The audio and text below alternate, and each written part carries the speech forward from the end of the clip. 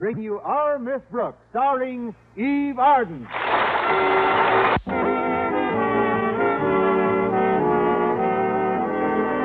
Although it was a difficult decision to make, our Miss Brooks, who teaches English at Madison High School, finally made it. So after 5 years of practically going steady with Philip Boynton, last week she finally gave the green light to other men. Yes, last week I gave them the green light, and since then they've acted as though my street is under repairs. However, I did meet a salesman named Freddie Stewart.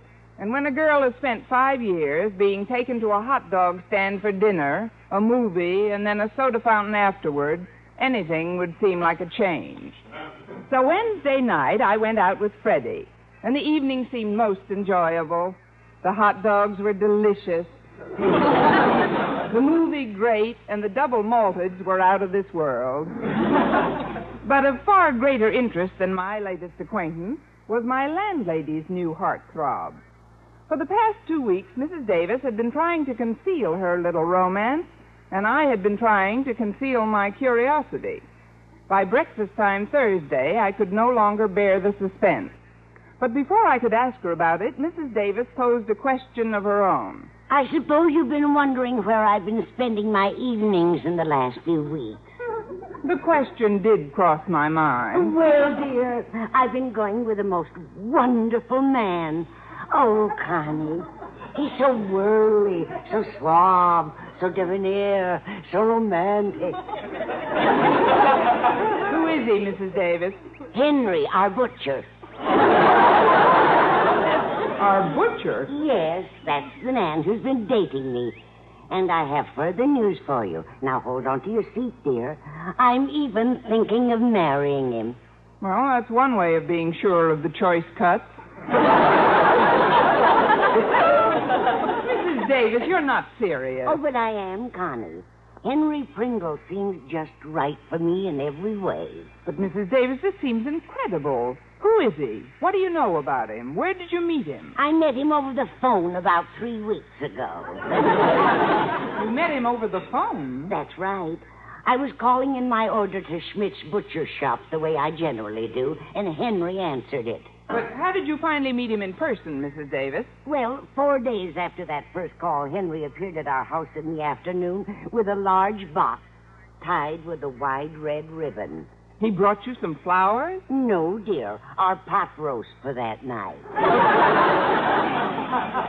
Well, he asked me for a date, and from then on, we started going together steadily. As you know, I've been out almost every other night. And last night, he popped the question. Well, I'm glad you didn't pop the answer.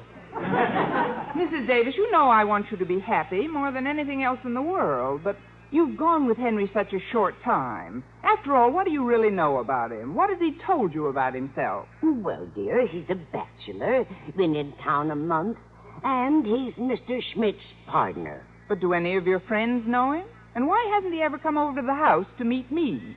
Well, I suggested it, Connie, but Henry is very bashful.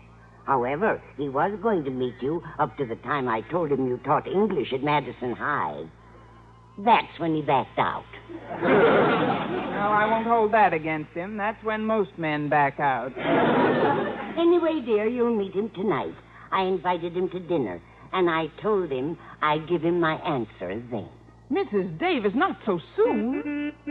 Oh, that must be Walter to drive me to school. Be out in a minute, Walter. Look, Mrs. Davis, I have to leave now, but please think this over for at least another week. Wait until you know a little more about Henry. I've already thought it over, Connie. And now that I've made up my mind, I can hardly wait to change my name to Pringle. Oh, well, that's all right, Mrs. Davis. Then you agree with me? Certainly. Change your name to whatever you like, only don't marry Henry until you know him better.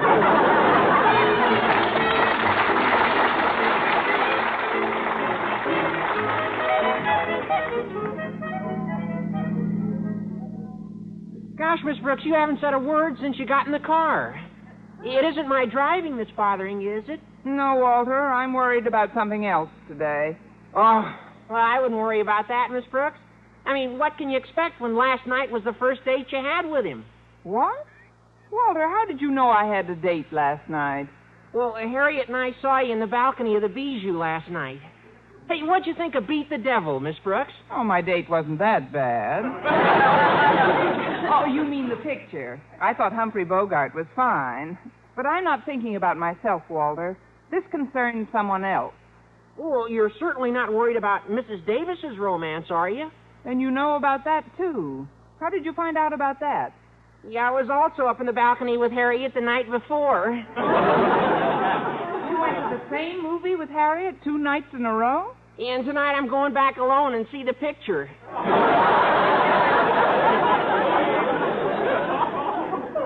But the other night you saw Mrs. Davis up there with someone, Boy, was she with someone, Miss Brooks. Ooh, la, la. Walter, I can't say I care for that ooh, and even less for those la-las. Oh, well, I didn't mean any disrespect, Miss Brooks, but Mrs. Davis and this old fellow certainly did seem to be enjoying each other's company. Oh, honestly, Harriet and I thought we'd pop the way they were popping popcorn into each other's mouth. Cute. Well, that's exactly what's worrying me. She's thinking seriously of popping popcorn into her friend's mouth for the rest of her life. What, you mean marrying the guy? Oh, but that's wonderful, Miss Brooks. Wonderful. Well, certainly. Oh, what could be more romantic than 2 lonely old people in the autumn of their lives who find the warm glow of companionship and thus walk hand in hand into the setting sun together. Followed by 2 men from a collection agency and the sheriff. Walter, Mrs. Davis has known this man for a little over 2 weeks. What does she really know about him? About his background, his finances? Well, but Mrs. Davis is a mature woman, Miss Brooks. She ought to know what she's doing. Not in this case. But since we're practically on the school grounds, Walter, we'd better drop the subject for the time being. Oh, sure. I'll say, isn't that Harriet and old Marblehead? Mr. Conklin out in front of the school, Miss Brooks? Why, so it is. I wonder what our principal's doing outside school. Well, maybe he figures that gives him more room to pounce on us. No, I hardly think so, but apparently there's something terribly wrong today. Why, Miss Brooks? He's smiling. Yeah. I wonder who he expelled.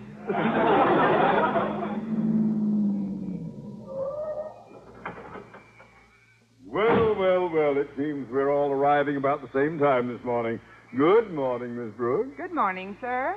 Morning, Harriet. Good morning, Miss Brooks. How are you this morning, Denton? Oh, fine, sir. Simply fine. Want to drive to the back lot with me, Harriet? Oh, I'd like to, Walter, but, well, you know how Daddy feels about the 2 of us. Go right ahead, my dear. Now, really, Mr. Conklin, I must protest against the constant injustice of never permitting your daughter to accompany me on so simple a journey as... Did you say go right ahead? Now take that souped-up flying saucer out of here before I change my mind. Oh, yes, sir. Yes, sir. Yeah, hop in, Harriet. Okay. Oh, thanks, Daddy. I don't know what it is, but that boy always leaves me boiling. I can't remember when I've been in such a good humor. I can't either. That is, you certainly did seem in a fine humor this morning, sir. And well, I might be, too. We had some very good news at our house last night. It concerns my wife's sister, Mildred. You've heard me mention her, the single one who comes to our house and stays for months at a time. You mean she's finally getting married? No, that's just it. She's not. But how is that good news, sir? Well, we were suspicious of the fellow right from the beginning. From everything Mildred told us about him, he only seemed to be interested in her for her money. He did? So I began to do a little private investigating and found the fellow had once been a confidence man and had landed in jail twice. Mildred wouldn't believe me, but luckily when I phoned him and confronted him with the evidence, he told me to stop worrying, that he'd found a new sucker anyway. Mr. Conklin, hadn't you ever met this man before? No, that was one of the things that first aroused my suspicions. He never would come over to the house to meet us. I think I'm beginning to feel a little faint. Then how did you know where to call? Oh, that was easy. I knew his name and how Mildred had met him, so I simply called Schmidt's butcher shop where he worked. Mr. Conklin, will you excuse me for a few moments? Why, what are you going to do, Miss Brooks? First, I'm going to make a quick phone call, and then I'm going to become a vegetarian. Well, I'd heard of older people arriving at the age of indiscretion before. However, not only did my landlady arrive, but I think she intends to spend the rest of her life there. When I finally reached her on the phone just before noon, the results of our conversation practically floored me. She refused to believe a word of what Mr. Conklin had said about Henry. Naturally, I had to discuss my problem with someone, so over our lunch table in the cafeteria a little while later, Mr. Boynton was elected. His quick, incisive mind instantly grasped the problem, and his first crystal-clear statement went right to the heart of it. Boy, I'd sure hate to be in Mrs. Davis' place. Oh, you'd be too tall for Henry anyway. Yes, it is a mess, isn't it? Particularly since Mrs. Davis is giving Henry her decision to marry him tonight. Oh, well, now, let me get this straight, Miss Brooks. You say you called Mrs. Davis and gave her the information Mr. Conklin gave you? Yes, I told her Mr. Conklin said that Henry was a confidence man, had been in jail twice, and had told him he didn't care about Conklin's sister-in-law anymore because he'd found another sucker. And exactly what was Mrs. Davis' reaction? She asked me what else was new. That seems incredible. Was that all she said? Well, not entirely. Oh, I didn't think so. She also said to be sure to pick up a can of vegetable soup on the way home this afternoon. But, Miss Brooks, didn't you ask her why she wasn't concerned with what you told her? Of course I did. And Mrs. Davis claimed that Mr. Conklin was spreading the story because he was angry that Henry hadn't married Mildred. Oh, then she knew about the episode. Yes, it seems Henry had already covered himself on that score. He told her that she might hear some wild stories about him because he'd been seeing Mildred. And when he had met Mrs. Davis, he gave her up. Gosh, then what will happen to Mrs. Davis? Will she learn the real truth in time? Listen again tomorrow to another thrilling episode of Margaret Faces Life. But I'm really worried, Mr. Boynton. There must be some way to bring her to her senses. I wish I could help. Sometimes when I'm faced with a vexing problem, I find a solution by observing how my frogs and rabbits react under similar circumstances. It won't work here. Very few frogs and rabbits consider marrying confidence men. Well, that isn't quite if there what were I'm... only some way to convince her that people don't marry so hastily, at least until they've looked into the other person's background. If anyone else were doing the same thing, I know Mrs. Davis would condemn it. Miss Brooks, wait. I think you've got something. Well, after all these years, it's about time you do. Oh, you mean I've given you an idea? Oh. I'll say you did. Now, tell me, how was your new date last night? Next time I have a secret, I'll hire a skywriter. Freddie Stewart is a very nice chap, Mr. Boynton. Very nice. Well, I'm glad you like him, Miss Brooks, because that's part of my idea. Well, what is your idea, Mr. Boynton? That you contemplate marrying him. What? 5 years I'm going with the same man, and when he finally does propose, it's that I marry somebody else. No, you don't understand. I don't mean actually contemplate marrying him. I mean just give Mrs. Davis the impression you're going to marry him after only one date. Don't you get it, Miss Brooks? Yes, but I'm not sure I want it. I feel certain it'll work. When Mrs. Davis thinks that someone she cares about is doing something hastily, she may reconsider her own position. Then you can suggest she test out Henry tonight. Well, since we haven't any time to lose, it's at least worth a try. Of course it is. All right, then. Right after school, I'll dash down to the 5 and 10 cent store. 5 and 10 cent store? What for? If I'm thinking of getting married, the least thing I'm entitled to is an engagement ring.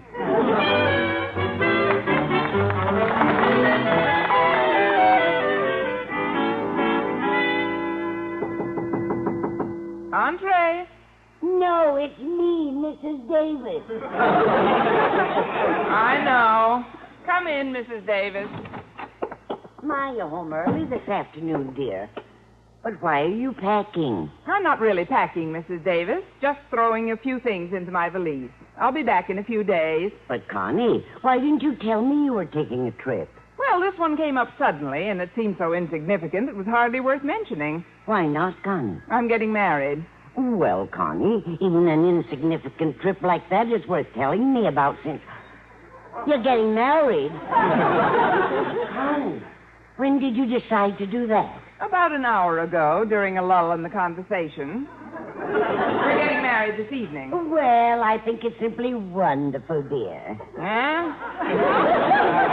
Of course, it's what we both dreamed about all these years, that someday Mr. Boynton would propose. Oh, I'm not marrying Mr. Boynton. It's Freddie Stewart. Freddie Stewart. Freddie Stewart asked you to marry him, and you accepted? Certainly. I didn't have anything else planned for this weekend, did I? He asked you an hour ago, and you're getting married tonight? Yes, Freddie said he doesn't believe in long engagements. But, Connie, marriage is the most important step of your life. You have a whole lifetime to live together. It takes months to get to know a man properly. Oh, now, Mrs. Davis. I will admit, if you hadn't gotten the idea first, I might not have accepted so readily.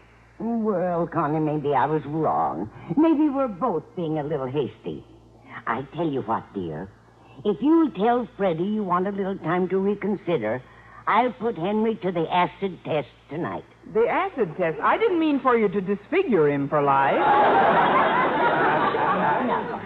No, what I meant was this. Since you think he's chasing me because I own this house and have a little money, I'll prove to you that you're wrong. How? Well, we'll simply reverse positions. You'll be the owner of this house. And what's more, I'll pretend to be your servant. If Henry still wants to marry me then, that should convince us both of his integrity, shouldn't it? Well, Connie, what do you say? What am I paying you good money for, Maggie? Get back in the kitchen and start dinner.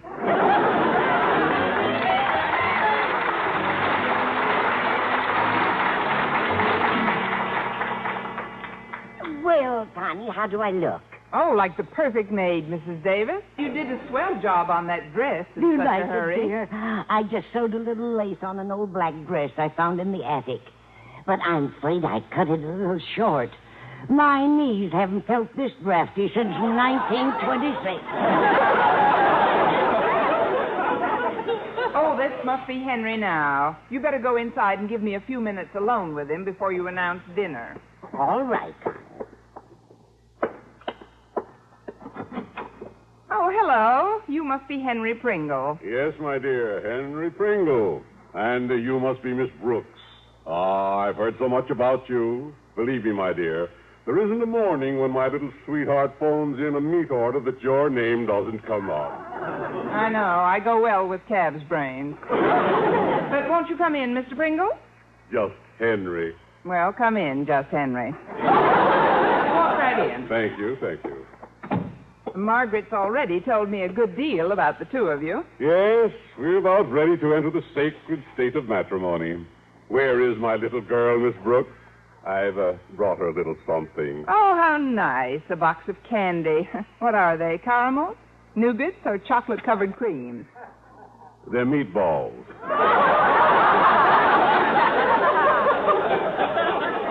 How delicious. Chocolate-covered meatballs. Well, everyone brings his fiancée candy, Miss Brooks. I've always felt it's more personal to bring one's lady-love delicacies from one's own business. It's lucky you're not a bricklayer.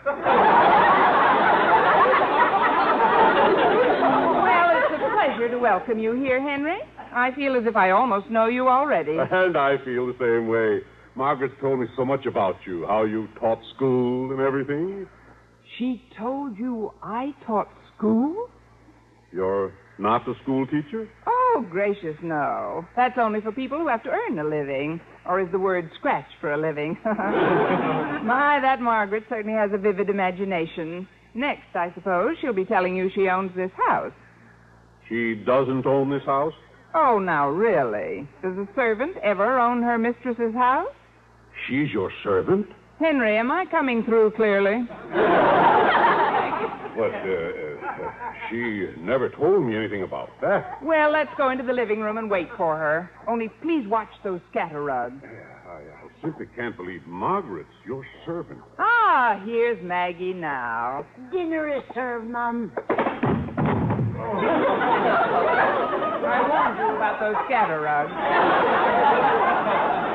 Here, let me help you up. No. I'll be all right. Look what Henry brought you, Maggie. A box of meatballs. Oh, Henry, you shouldn't have. You can say that again. Margaret, is all this true? Are you really Miss Brooks' servant? Am I permitted to talk to my friend, Mum? Permission granted, but keep it within 10 words, Maggie. We don't want dinner to get cold, do we? Well, that's right, Henry, dear. Miss Brooks is my employer. Then all about owning this house, your little nest egg, none of it's true? Oh, that part about the nest egg is true. It is? Yes, indeed. Maggie found it in a tree in back 2 weeks ago.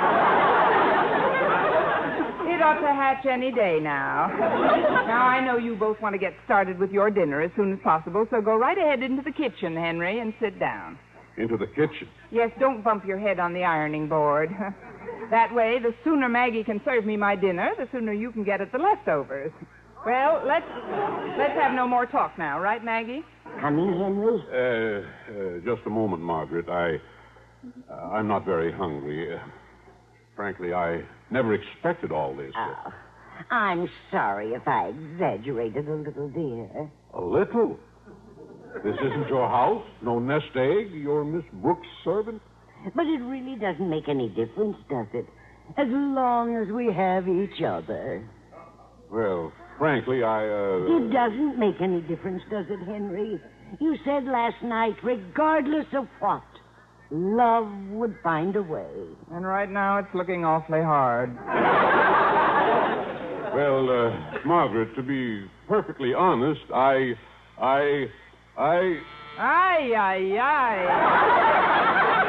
I'll take it. Walter, what are you doing here? You're not due to pick me up for 12 hours yet. Well, I was passing in my car, so I thought I'd drop off some books I borrowed from you. Thanks, and bye. Oh, hi, Mrs. Davis. Hey, what are you all dressed up for? Going to a masquerade? No, Walter, I'm not going to a masquerade. No masquerade? No, but you're going to a funeral. Gee, that's a very clever costume. Hey, if I didn't know you owned this place, I'd swear you were a maid. Walter, blow. Have I overstayed my welcome already, Miss Brooks? On this earth by about 16 years. Gee, some people sure have their moods. Well, good night, everyone. Now, Margaret, perhaps you'll tell me the reason for this little game you've been playing. I'm sorry, Henry, but I wanted to find out if you really love me. If you would love me if I had nothing in the world. Oh, could you doubt it for a minute, Margaret, little girl? Could you, Margaret, child? Margaret, baby? Once more, and she won't even be born yet.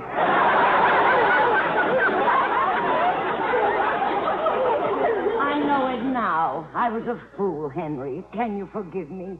Please try to find it in your heart to forgive me for ever doubting you. It will be difficult. But he'll make it. Believe me, Henry, I've learned my lesson. Nothing more will ever come between us. Except the doorbell. I'll get it. Good evening, Miss Brooks. Am I on time? Well, what are you doing here this time of night, sir? And with a valise? Ah, Margaret, darling, I see I am in time. Osgood, what are you doing here? What am I doing here? And who has a better right to be here than your husband? Very own husband. My husband? Certainly. Aren't you going to kiss me, sugar plum? Well, if she doesn't, I am. It's certainly lucky you got here when you did, Osgood Davis. Osgood Davis? Margaret, you mean you're really married to this guy? Henry, of course I'm not. There's not a word of truth in it. This man is an imposter. There, I won't argue. But he is your husband. Henry, you don't believe this, do you? I don't know what to believe anymore. But I'm certainly not taking any chances. Attaboy. Not after being mixed up like this 3 times before. What? Then you're not a bachelor. Margaret, girl, I haven't been a bachelor since I ran away from junior high with my French teacher. If he'd said English, I'd have screamed. So if you you'll excuse me. I'm getting out of here. Oh, dear, this is terrible. It's terrible. Then Henry really is the sort of man you told me he was, Connie. With a number of embellishments I had no idea of. But Osgood, how did you happen to come over tonight? Well, when Boynton told me this afternoon of the tragic mistake you were about to make, Margaret, I knew I had to do something to prevent it.